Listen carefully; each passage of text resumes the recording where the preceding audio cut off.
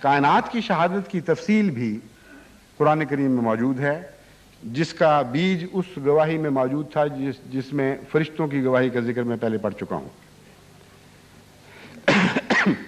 چنانچہ فرمایا امن خلق السماوات والارض وانزل لكم من السماء ماء فانبتنا به حدائق ذات بهجة ما كان لكم ان تنبتوا شجرها أإله مع الله بل هم قوم يعدلون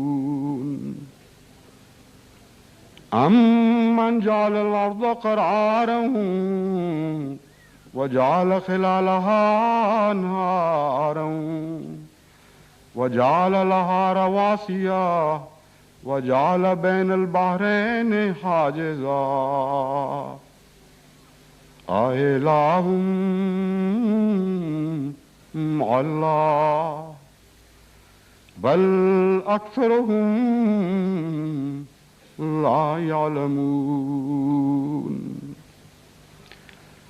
خدائے واحد و یگانہ کا ذکر چلا تھا اس پہلی آیت میں جو میں نے آپ کے سامنے تلاوت کی۔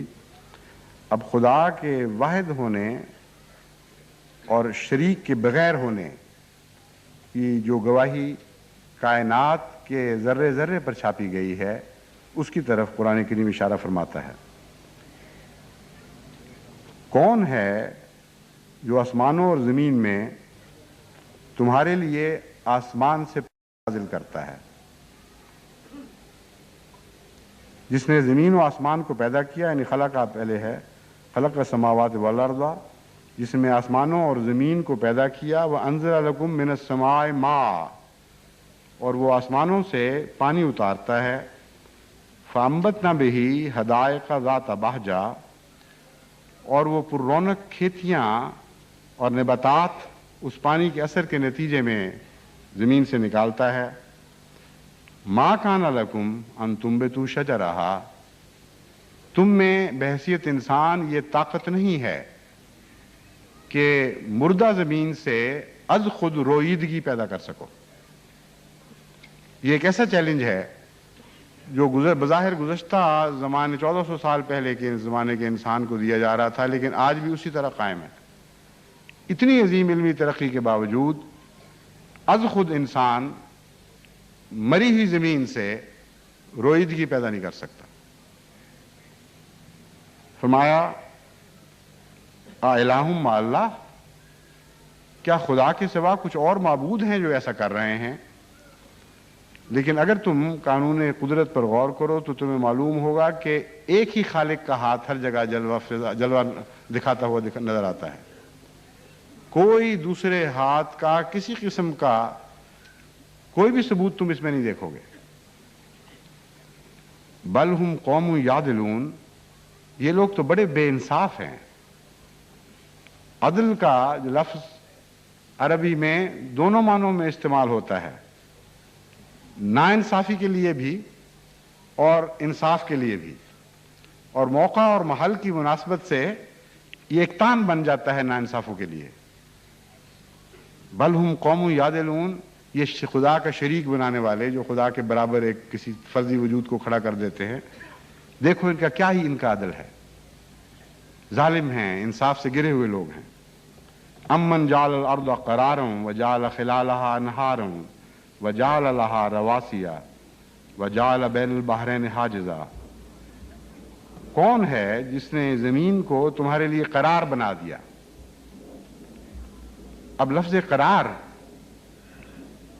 بہت ایک بڑی وسیع کہانی پیش کر رہا ہے۔ زمین کی جو مختلف حالتیں ہیں ان کے نتیجے میں کسی وجود کے لیے یہاں قرار پکڑنا کوئی ایسا فعل نہیں ہے جو اتفاقاً واقع ہو جائے۔ اس کی تفصیل میں یہاں جانے کی گنجائش نہیں۔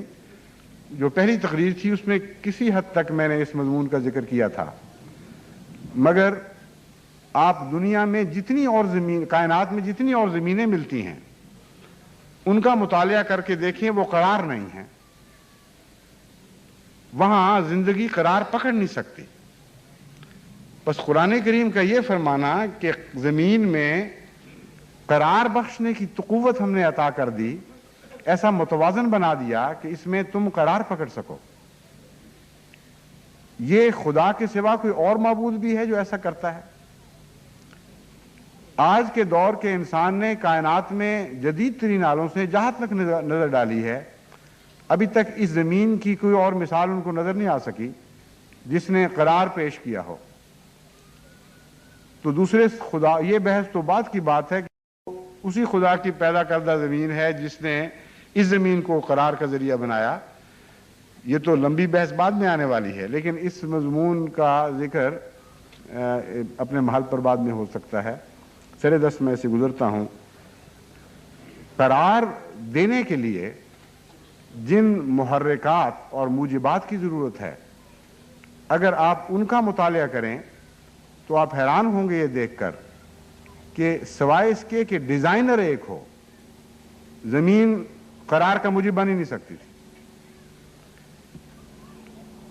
لاکھوں ایسے محرکات ہیں اور وجوہات موجود ہیں جو ایک دوسرے کے ساتھ مناسبت کے نتیجے میں زمین کو قرار کا موجب بنائے ہوئے ہیں،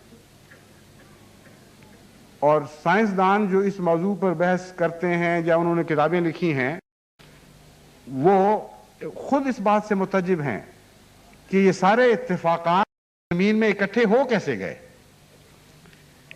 ایک چیز میں ادنا سا بھی آپ توازن بگاڑ دیں تو زمین قرار کا موجب نہیں رہے گی۔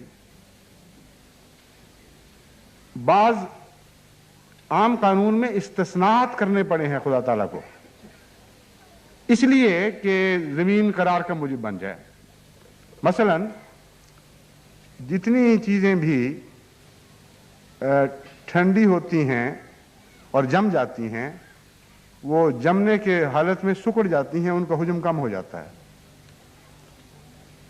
اگر پانی میں بھی یہی خاصیت خدا تعالیٰ نے رکھی ہوتی تو زندگی کے یہاں قرار پکڑنے کا کوئی سوال نہ رہتا۔ لاکھوں دوسری وجوہات موجود ہوتی ہیں جس کے نتیجے میں یہ زمین قرار کے موجب بن سکتی تھی، قرار کا موجب بن سکتی تھی۔ اس کی وجہ یہ ہے کہ اگر پانی بھی سکڑ کر جمنے کے بعد سکڑ جاتا تو سرد زمانوں میں جتنی بھی برف بنتی اوپر، وہ پانی کی تہہ میں بیٹھنا شروع ہو جاتی، اور اتنے لمبے دور سردی کے آتے رہے ہیں زندگی کی پیدائش کے بعد کہ اس کے نتیجے میں سینکڑوں ہزاروں سال تک کے لیے سارے سمندر منجمد ہو جاتے، اور جتنی زندگی پیدا ہو چکی تھی وہ ساری کی ساری ہلاک ہو جاتی، اور اس کی ترقی آئندہ مراحل کی طرف ممکن ہی نہیں تھی اگر صرف اس چھوٹی سی بات کو خدا تعالیٰ نظر انداز فرما دیتا۔ تو زندگی کے اس زمین میں قرار پکڑنے کے لیے جتنے بے شمار محرکات ہیں، ان پر نظر ڈالنے والا آدمی تو حیران و ششدر ہو جاتا ہے۔ ہر ایک کی انگلی ایک خدا کی طرف اٹھ رہی ہے، ہر ایک ان موجبات میں سے ہر ایک کی انگلی ایک خدا واحد و یگانہ کی طرف اشارہ کر رہی ہے۔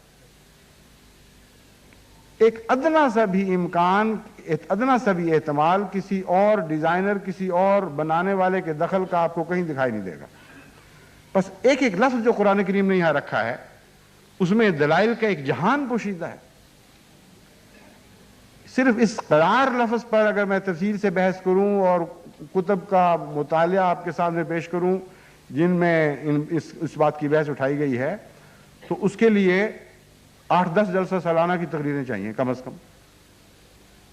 لیکن کھڑکیاں ہیں جن سے میں نے جھانکا، ان سے آپ کو بھی کہتا ہوں کہ آپ بھی جھانک کے دیکھیں، اور خدا واحد و یگانہ کے دلائل جو ثبت ہو چکے ہیں کائنات میں ان سے لطف اندوز ہوں۔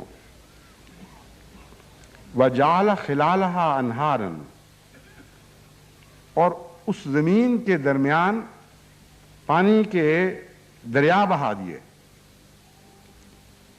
وَجَعَلَ لَهَا رَوَاسِيَ، اور اس کے لیے ایسے پہاڑ بنائے جو زمین کو مستحکم کرنے کے لیے اور زندگی کا نظام مستحکم کرنے کے لیے ضروری ہیں اور جن کا ان انہار سے تعلق ہے جن کا ذکر گزرا ہے۔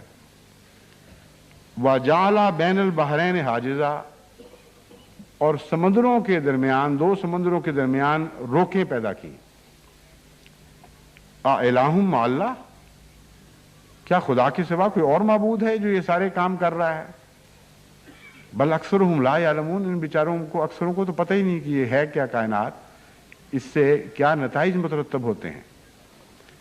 اب یہ جو نظام بیان کیا گیا ہے اس کے متعلق میں کسی حد تک بحث چونکہ پہلی تقریر میں کر چکا ہوں، اس لیے میں اس مضمون کو یہاں چھوڑتا ہوں۔ یہ بھی بہت ہی دلچسپ اور وسیع مضمون ہے کہ پانی کو خدا تعالیٰ نے کس طرح رواسی کے ذریعے ایک دور کی شکل میں بار بار انسان کی زندگی کے قرار کی خاطر لوٹانا شروع کیا اصل حالت کی طرف، اور اس میں پہاڑ جو کردار ادا کر رہے ہیں، سمندر جو کردار ادا، ان سب کا ذکر کر دیا ہے قرآن کریم نے۔ ان کے درمیان روکے ہونے کے نتیجے میں کیا فوائد پیدا ہو رہے ہیں۔ اگر سمندروں کے درمیان روکے نہ ہوتی اور ایک ہی پانی ملا ہوا ہوتا تو اس سے کیا شکل پیدا ہوتی۔ یہ ساری علمی بحثیں ہیں جن کی تفصیل میں جانے کا یہاں موقع نہیں ہے، لیکن ایک بات قطعی ہے کہ اگر پہاڑ اور سمندر سے پانی کے بخارات کے اٹھنے کا نظام اور پہاڑوں پر برسنے کا نظام اور بخارات کا زمین کی حدود سے باہر نکل جانے کے احتمال کو روکنے کا نظام، ایسی آسمانی تہوں کے ذریعے کہ جس کے ذریعے پانی مجبور ہو بخارات کی شکل میں کہ اڑتے اڑتے پھر واپس زمین کی طرف لوٹنا شروع کرے، یہ سارے نظام بڑی تفصیل سے مطالعہ کے محتاج ہیں، اور ان کا اجتماعی مطالعہ آپ پر یہ ثابت کرنے کے لیے کافی ہے کہ اس کائنات کا خدا ایک ہے اور ایک ہی ہے، اس کے سوا اور کوئی معبود نہیں۔